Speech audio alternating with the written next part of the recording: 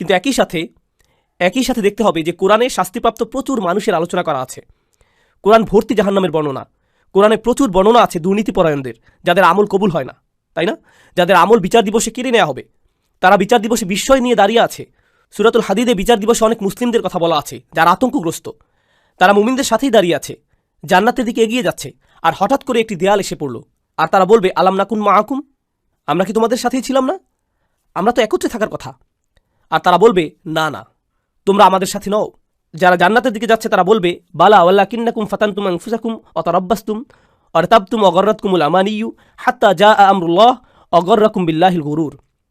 এটা কিন্তু খুবই ভয়ঙ্কর আয়াত। জান্নাতের দিকে ধাবমান যারা দেয়ালটির অন্যদিকে আছে তারা বলবে হ্যাঁ, তোমরা আমাদের সাথেই ছিলে, কিন্তু তোমরা নিজেদেরকে ফিতনায় ফেলেছিলে, তোমরা দিনকে গুরুত্ব সহকারে নাওনি। ওয়াতারাব্বাসতুম, তোমরা দেরি করেছিলে। তোমরা বলতে যে আমি বদলাবো, আমি হারাম ব্যবসা বন্ধ করব, আমি এই মন্দ কাজটি বন্ধ করে দেব, আমি নামাজকে আরও গুরুত্ব দেওয়া শুরু করব। কিন্তু তোমরা শুধু দেরিই করছিলে, পরে করব, আরেকটু আনন্দ করে নেই। যতদিন বসন্তকাল চলছে এরপর সিরিয়াস হয়ে যাব। এই জিনিসটি শেষ হলে আমার সন্তানগুলোকে বিয়ে দেওয়ার পর আমি হারাম ব্যবসা ছেড়ে দেব। এসব যা কিছুই ছিল, যত অজুহাতই ছিল, তোমরা শুধু মুলতবি করতে। সেই মানুষগুলো পেছনের লোকদের বলবে হ্যাঁ, আমরা একসাথে নামাজ পড়তাম, আমরা একই এলাকায় থাকতাম, আমরা একে অপরকে সালাম দিতাম, ঈদেও একে অপরকে সাহায্য করতাম, কিন্তু দেখো তোমরা নিজেদেরকে ফিতনায় ফেলেছিলে। অতারাব্বাসতুম অর্তাবতুম অগররাতকুমুল আমানিয়্যু হাত্তা জাআ আমরুল্লাহ। আর প্রথমত মিথ্যে আশা তোমাদের ধোকায়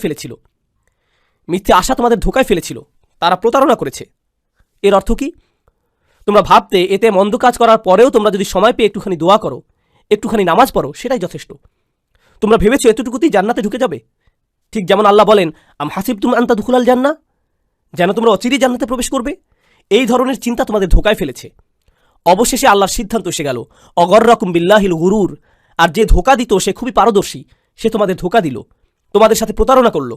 তোমরা একেবারেই নিশ্চিত ছিলে যে জান্নাতের গ্যারান্টি পেয়ে গেছো। এই আয়াতগুলো কোরআনে আছে, সেগুলো বেশ ভয়ানক। তো এই ক্ষমা চাবার মাসে যে আমরা আছি, আমরা কি উপায়ে বিভ্রান্তিহীন মানুষ হতে পারি? আমরা কিভাবে নিশ্চিতভাবে জানতে পারি যে আমরা সঠিক পথে যাচ্ছি, যে আমরা আসলে আল্লাহর ক্ষমা ভিক্ষা চাচ্ছি? আর একদিকে আপনারা যদি শুধু এই ধরনের আয়াতই পড়েন, তবে আপনি পুরোপুরি বিষণ্ণগ্রস্ত হয়ে যাবেন যে যাই করি না কেন কিছুই যায় আসে না। আমি জানিও না বিচার দিবসের দেয়ালটি কি ঠিক দিকে থাকবে নাকি ভুল দিকটায়। আমি জানি না আমার তাওবা কি আসলে আন্তরিক নাকি কৃত্রিম। আমি জানি না। তাহলে কিভাবে জানতে পারি? কোরআনের একটি স্থান নিয়ে এত আলিম কথা বলেছেন, কোরআনের এত স্পেশালিস্ট মুতাদাব্বিরিন এটা নিয়ে কথা বলেছেন যে এই স্থানে আল্লাহর ক্ষমাপ্রাপ্তির বিষয়টা সবচেয়ে বিস্তারিতভাবে আলোচনা করা হয়েছে। ইসলামে ক্ষমার দর্শনের পুরো বিষয়টি ব্যাপকভাবে একটি স্থানে আলোচিত হয়েছে। এটা হচ্ছে সূরাতুজ জুমার। আর আমি এখান থেকে কিছু জিনিস প্রথমে আমার নিজের জন্য, এরপর সবার উদ্দেশ্যে আলোচনা করছি। যেমন এই খুতবার শুরুতেই বলেছি যে আমাদের সবার জন্যই এই আলোচনা। এই আয়াতগুলো সম্পর্কে আমি আপনাদের বলেছি, এর মানে এই নয় যে আমার এগুলোর দরকার নেই, এমন নয় যে আমি জান্নাতের গ্যারান্টি পেয়ে গেছি, আপনারা এখনো পাননি, বরং আমাদের সবার অবস্থা একই। এখানে আল্লাহ তাদের সম্পর্কে বলছেন যারা ইসলাম সম্পর্কে কথা বলে। আল্লাহ বলছেন ওমান আহসানু কাওলাম মিম্মান দা ইলাল্লাহ ওয়া আমিলা সলিহান ওয়া ক্বালা ইন্নানি মিনাল মুসলিমিন। আর তার চেয়ে কার কথা উত্তম যে আল্লাহর দিকে মানুষকে আহ্বান জানায় এবং নিজেও সৎ কাজ করে? এর মানে সে নিজেও আমলের ঊর্ধ্বে হতে পারবে না, শুধু কথা বলাই যথেষ্ট না, তার নিজেকেও আমল করতে হবে। ওয়া ক্বালা ইন্নানি মিনাল মুসলিমিন, আর সে স্পষ্টভাবে বলে দেয় আমি মুসলিমদের অন্তর্ভুক্ত। এর দুইটি অর্থ, এক, সে মুসলিম হিসাবে গর্বিত, আর দুই, সে নিজেকে অন্যান্য মুসলিমের চাইতে উত্তম মনে করে না, সে নিজেকে বেশি ভালো মনে করে না। তাই আমরা সবাই একত্রে, সবারই একই অবস্থা। আল্লাহর সামনে অন্তত এই দুনিয়াতে কেউই একজনের চাইতে অন্যজন উত্তম অবস্থায় নেই। আর শুধু আল্লাহই জানেন যে বিচার দিবসে আমাদের অবস্থা কি হবে। আর আল্লাহ এখনও জানেন আমাদের অন্তরের অবস্থা কেমন। যে আয়াতটি দিয়ে আপনাদের বলতে চাচ্ছি এখানে, তা আশা দিয়ে শুরু হয়। এটা গুরুত্বপূর্ণ, কারণ আমাদের দিন আশা দিয়েই শুরু হয়, ভীতি প্রদর্শন দিয়ে নয়। এটা সাবধানবাণী দিয়ে শুরু হয় না। যদিও আমার খুতবা তাই দিয়ে শুরু হয়েছিল, কারণ আপনাদের অনেকেই ছোটবেলা থেকে সবচেয়ে বেশি যেটা শুনে বড় হয়েছিলেন তা হচ্ছে ইসলাম ভয় প্রদর্শন দ্বারা পূর্ণ। আমাদের দিনে অনেক ভয় দেখানো হয়েছে, এটা করলে আল্লাহ তোমাকে ধরবে। বাচ্চাকাল থেকে বাবা মা এটা বলে আসছে, তুমি হারাম কিছু করলে আল্লাহ তোমাকে অনেক শাস্তি দেবেন, এই ধরনের শাস্তি, জাহান্নামে ওই ধরনের শাস্তি, এই শাস্তি। এগুলো কোত্থেকে শুরু হয়? কুল, নবীজিকে বলতে বলা হচ্ছে কুল, ওদেরকে বলে দিন। এই কুলটি গুরুত্বপূর্ণ, কারণ মুসলিমদের জন্য তখন আশার বাণী তাদের রাসূলের মুখ থেকেই শোনা জরুরি ছিল সাল্লাল্লাহু আলাইহি সাল্লাম। আর এই সুন্নতের ধারাবাহিকতা রক্ষায় আমরা এই আশা কিন্তু শুধু কিতাব থেকেই পাই না, বরং যারা রাসূল সাল্লাল্লাহু আলাইহি সাল্লামের উত্তরাধিকার বহন করেন তাদের কাছ থেকেও আশা পাই। এই লিগাসি বহনকারী হিসাবে আপনি আমি, আমাদের উচিত ছিল অন্যদের আশার বাণী শোনানো। এই কুল শব্দের মধ্যেই, এই কুল শব্দটির মধ্যেই এই বিষয়টা সন্নিহিত। কুল ইয়া ইবাদিয়াল্লাযীনা আসরাফু আলা আনফুসিহিম, তাদেরকে বলে দিন আমার বান্দারা আমার দাস, আমার বান্দা যারা নিজেদের বিরুদ্ধে চলে গিয়েছ। আরবিতে ইসরাফ মানে সীমা অতিক্রম করা, উচিতের বাইরে চলে যাওয়া। যদি আপনি বেশি খেয়ে খাবার গলা পর্যন্ত চলে এসেছে এমন অবস্থা হয়, তাহলে আপনি খাদ্য গ্রহণে ইসরাফ করেছেন, বেশি খেয়ে ফেলেছেন। যেখানে বেশি খরচ করা উচিত নয় সেখানে অতিরিক্ত খরচ করে ফেললে আপনি খরচই ইসরাফ করেছেন। প্রতিশোধ নিতে গিয়ে কারো উপরে চরের বিপরীতে যদি 10 গুণ চর দিয়ে বসেন, তাহলে আপনি প্রতিশোধ গ্রহণে ইসরাফ করলেন।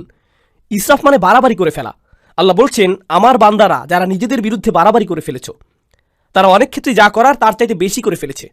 কিন্তু আল্লাহ বলেননি ইসরাফ কোন ক্ষেত্রে, সম্পদের ইসরাফ নাকি কথাবার্তার ইসরাফ নাকি গাফলতির ইসরাফ। ইসরাফটা কিসের এখানে, বাড়াবাড়ি কোথায় হয়েছে? আল্লাহ এটা নির্দিষ্ট করেননি, কারণ আমরা অনেক কিছুতেই বাড়াবাড়ি করি। আপনি অতিরিক্ত অলস হতে পারেন, আপনি বাড়াবাড়িভাবে রাগী হতে পারেন, আপনি অতিরিক্ত লোভী হতে পারেন, আপনি অনেক কিছুতেই বাড়াবাড়ি করতে পারেন, অনেক কিছুতে অতিরিক্ত করতে পারেন। আর আল্লাহ বলছেন, তোমরা যেই বাড়াবাড়ি করে ফেলেছো নিজেদের বিরুদ্ধে, এটা আরেকটা জিনিস। আল্লাহ কিন্তু বলতে পারতেন, ইয়া ইবাদিয়াল্লাযীনা আযলামু, যারা পাপ করেছো, যারা ইরতাকাবু সাইয়্যাতু, পাপ কাজ সংগ্রহ করেছো। না, বরং বললেন আসরাফু আলা আনফুসিহিম। এটা কি ইঙ্গিত দিচ্ছে? ইসরাফ হয় যখন কেউ নিজের জন্য বেশি বেশি চায়, আর নিজের জন্য বেশি চাবার কারণে আপনি ভাবছেন এটার ফলে আপনি বেশি কিছু পাবেন।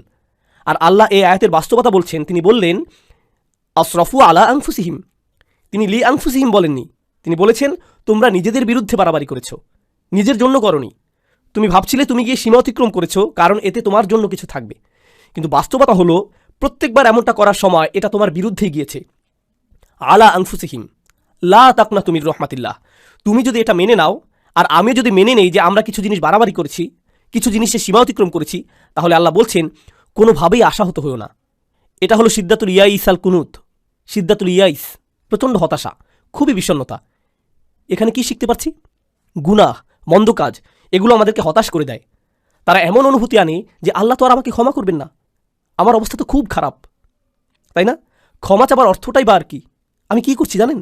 আমি কি কি কাজ করি সেগুলো জানেন? আপনি না জানলেই ভালো ভাই, আমি খুবই খারাপ। আর এই সময় ভাবছেন, এই সময় এসে ক্ষমা চাবার মানেটাই বাকি। আর আল্লাহ জানেন এই চিন্তাগুলো ওসব মন্দ কাজের থেকে উৎপন্ন হয়। আবার কেউ বলে ক্ষমা চাও নিয়ে আমি আর ভাবতে পারবো না। আসলে যারা ভালো মানুষ তারা তো ইস্তেগফার ইত্যাদি করে, আমি তো অনেক অনেক খারাপ কাজের মধ্যে জড়িত। তাছাড়া এসব থেকে দূরে থাকবো সেটাও না, একেবারেই আশাহীন হয়ে যাও। তাছাড়া এসব থেকে দূরে থাকবো সেটাও আপাতত হচ্ছে না। আল্লাহ বলছেন লা তাকনাতু মির রাহমাতিল্লাহ। নিজেদেরকে আলাদা করে ফেলো না, আশাহত হয়েও না, একেবারেই আশাহীন হয়ে যেও না আল্লাহর ভালোবাসা, যত্ন আর ক্ষমা থেকে। আল্লাহ তোমাকে ভালোবাসা বন্ধ করেননি, তোমার খেয়াল রাখাও বন্ধ করেননি। এমন কখনোই না যে আল্লাহ তোমার প্রতি ক্ষমা দেখাতে আর আগ্রহী নন, এমন কিছুই না। আপনি নিজেকে বলেন আল্লাহ মনে হয় আমাকে শাস্তি দিতেই চান। না, এটা আপনার ধারণা, আল্লাহ বলেননি, আপনি বলছেন। আল্লাহ কোরআনে কখনোই বলেন না যে আপনাকে শাস্তি দিতে চান, বরং তিনি উল্টোটাই বলেন, মা ইয়াফআলুল্লাহু বিআযাবিকুম। আপনাকে শাস্তি দিয়ে আল্লাহর কী লাভ? তিনি কেন শাস্তি দেবেন আপনাকে? হুবহু এটাই বলেছেন আল্লাহ। দেখুন, কিছুদিন আগেই অসাধারণ এক হাদিস পড়েছি, এটা আমার দৃষ্টিভঙ্গি একেবারেই বদলে দিয়েছে। আপনাদেরকে এটা আগেও বলেছি যে আল্লাহ আমাদের সকলের জন্যই জান্নাতে ঘর বানিয়েছেন, প্রত্যেকটি মানুষের জন্যই, মুসলিম বলেন অমুসলিম বলেন সবাই, আমাদের প্রত্যেকের জন্যই জান্নাতে একটি বাড়ি বানানো আছে, আমাদের জন্যই অপেক্ষা করছে। একটি পরিবার অপেক্ষা করছে সেখানে।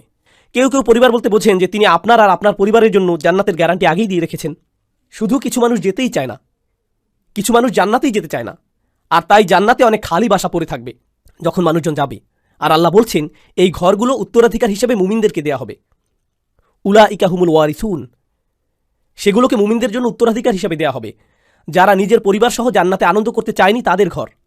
আল্লাহ কোরআনে বলছেন আল্লাযীনা খাসিরু আনফুসাহুম ওয়া আহলিহিম ইয়াওমাল কিয়ামাহ, যারা নিজেদের আর নিজেদের পরিবারকেও হারিয়ে ফেলেছে বিচার দিবসে।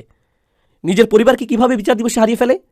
কারণ পরিবার তো অপেক্ষাই করছিল, পরিবার তো জান্নাতেই ছিল, সুন্দর এক জীবন তো ছিল ওখানে। তাই আল্লাহ আযজা ওয়া জাল্লা এই আয়াতে বলছেন ইন্নাল্লাহা ইয়াগফিরুয যুনুবা জামিআ। এই বার্তার পরের অংশ এটাই। ক্ষমার আলোচনা ওখানেই শেষ হয়নি, তার কাছে ফিরে আসুন। তিনি বলছেন আমি ক্ষমা করতে প্রস্তুত, কিন্তু আমার ক্ষমা বিনামূল্যে নয়, এটা অর্জন করতে তোমাকে কিছু একটা করতে হবে। আমার কাছে ফিরে আসো। আনিবু ইলা রব্বিকুম, নিজের অন্তর তোমার রবের দিকে ফিরিয়ে দাও। আমার কাছে ফিরে আসো। আনিবু ইলা রব্বিকুম, নিজের অন্তর তোমার রবের দিকে ফিরিয়ে দাও। দেখুন, আরবিতে তওবা আক্ষরিকভাবেও হতে পারে, আল্লাহর দিকে অন্তর ফিরে আসা তওবা হয়, আবার শারীরিকভাবে ফিরে আসাকেও তওবা বলা যেতে পারে। ইনাবা শুধু অন্তরের জন্য। আরবিতে ইনাবা ব্যবহৃত হয় যখন অন্তর আল্লাহর দিকে ফিরে আসে। তাই আল্লাহ বলছেন তোমার অন্তর কোথায়? কী নিয়ে ব্যস্ত তুমি? কী নিয়ে বিভ্রান্ত তুমি? তোমার মালিকের কাছে ফিরে যাও, তিনি ক্ষমা করতে প্রস্তুত।